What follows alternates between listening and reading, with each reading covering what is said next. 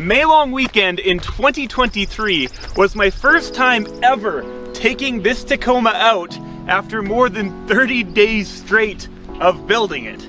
And ever since then, I've been daily driving it.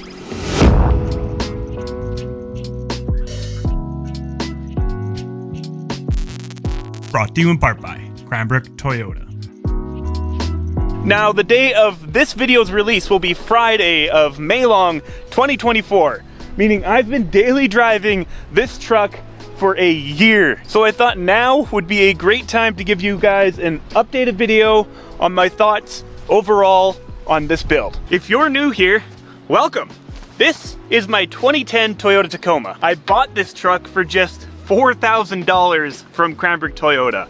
It came with all sorts of really cool issues. It had a blown up front diff, the ball joints were all bad, the tie rods were bad, the steering rack needed to be replaced, the rear pinion seal was leaking pretty bad, the body was beat, and the interior, well, it was pretty trash. And I fixed all of these issues by building this truck. This Tacoma skipped the whole bolt-on suspension phase that most Tacomas go through, but we went straight to cutting it up. Both the front and rear suspension got cut clean off the frame. We used the Martech engineering kit to convert the front suspension of this truck to a 3-link with a Dana 60 differential from an F350, and it's sprung by FOA 12-inch 2.5 coilovers. Inside the differential, I installed a TRE air locker. Moving on to the rear diff. This is a Sterling 10.5. It is the matching pair to the front Dana 60 from the F350. But instead of links and coils, I ended up going with the old tried and true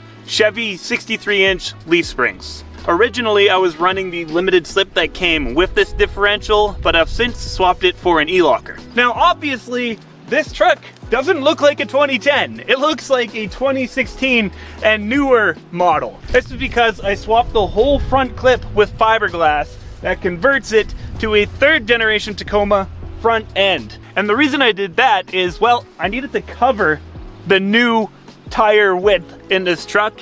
And honestly, I like the looks of the 3rd gens more. Over the past 12 months, I have put over 10,000 miles on this build, all around town, on the highway, on dirt, and rocks. So let's start with what I don't love about the truck, shall we?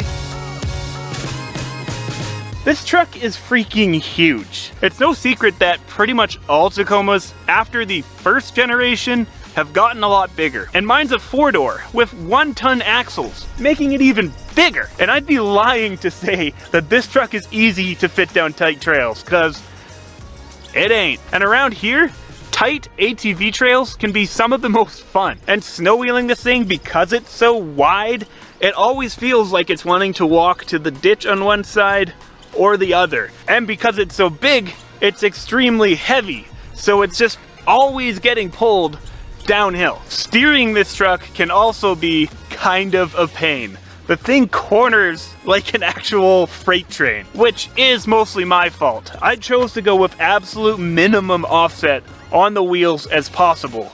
And this came with the downside of the tires rubbing on my lower links. So tight corners like switchbacks will require a multiple point turn to get around. And parking this thing at the mall with the rest of the Jeeps, well, takes a bit of getting used to. Oh, and I didn't put any sort of hydro assist in the steering on the front end, so when the front differential is locked, this thing steers so much worse. On the topic of the front locker, I've kind of got mixed feelings about the air locker. When it worked great, but sometime over the winter it developed an internal air leak, and now the front locker just won't engage. So at some point I need to dig into this diff and figure out what's going on. It could be minor, but either way, I need to take it apart to figure that out. So the reason I've got mixed feelings about the air locker is because I've been using an e-locker in the front of my Toyota pickup for so long. It's dead simple. It's got an electrical system, and if something's wrong, it has something to do with that. This, you're relying on an electrical system and an air system. So it's just more potential failure points, which is why I'm kind of on the fence on whether I like it or not. But other than the front locker, the only other thing that's actually failed on me on this truck are the front hubs. Ford, for some reason, decided it's a great idea to make locking hubs with plastic internals. I went through 4 of those stupid hubs before I finally made the upgrade to an aftermarket hub from Mile Marker.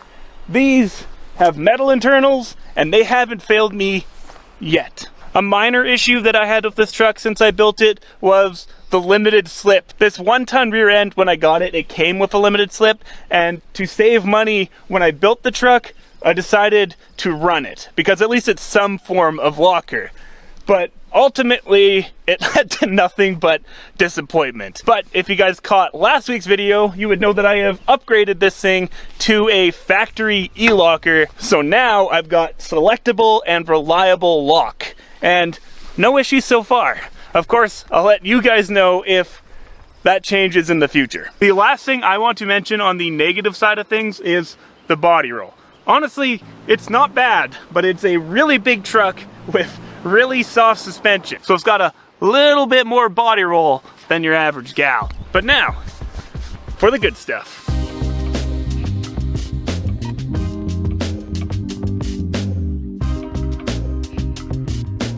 Street driving this truck is great. Now, obviously it is not a race car, so you can't like dive into corners going mock chicken because of that, as aforementioned, like body roll issue. But considering that this truck is on tons and 40-inch tires, the street performance is great. It goes highway speeds with like no issues at all, and you have the power to pass if you need to. No weird shakes, no wandering all over the road. I am so confident in this truck, I've got no problem tossing other people the keys and letting them drive it on the highway. And the last note, kind of related to street driving, is the braking ability. This truck is running a booster from a Toyota Tundra mated to a Dodge Ram 1-ton master cylinder, and they're all plumbed up straight to the factory brake lines that were already existing on this truck. And with that setup, this truck can lock up the tires and stop on a dime. By far, the most common comment I get on this truck is about the fuel mileage. This I wouldn't call either a negative or a positive. With the 513 gears and manual transmission, I still get over 500 kilometers to a tank on this truck, which is dang close to what I got before I built it. So, and I mean, I don't know, I think 500 kilometers to a tank is pretty good for anything on 40-inch tires. And as far as maintenance goes, other than replacing those hubs that I've broken, I've done almost nothing other than basic oil changes and lubricating the heim joints every once in a while. This truck, the whole idea of it was to build it super tough so I wouldn't have to work on it all the time, like my Toyota pickup, and it's proving to be that truck. When it comes to off-road performance and crawling, this truck, assuming you can fit down the trail, is insanely fun.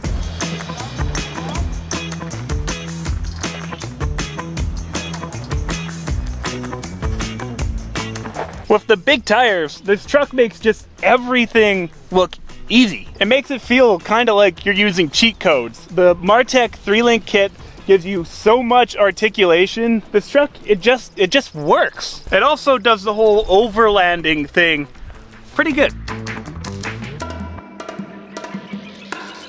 In my Toyota pickup that's also solid axle with leaf springs, I always hated really long, really bumpy bush roads. But this thing just mobs down those same roads with speed and comfort. It's wild. And when it comes to overlanding, the overall size of this thing starts to matter a lot less. The 4-door just gives you so much more room for activities. We usually like to store a fridge in the back, and then we'd still have room for more gear and camping essentials. And the short bed is like the perfect size for my rooftop tent. Plus we've got so much more room for more gear underneath.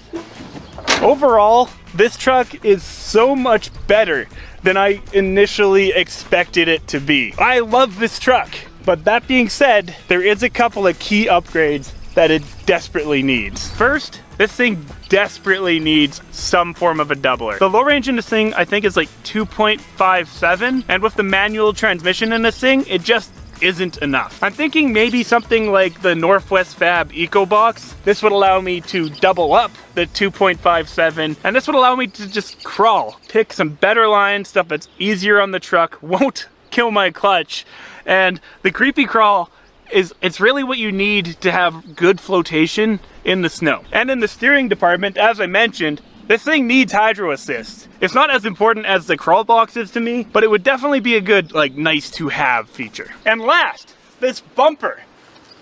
I hate it. It just looks so big, bulky, and ugly. I recently got a tube bender, so you know in the near future we will be building something that just looks a lot better. Overall, 1 year later, I love this truck, and I can't wait to keep daily driving it for years to come. Let me know in the comments what you guys think. Would you daily drive a truck like this? And if you do me a favor, hit that thumbs up button, and hey, consider subscribing. I upload weekly Toyota, building, wheeling, and off-roading content. Anyways, catch you next week. Peace.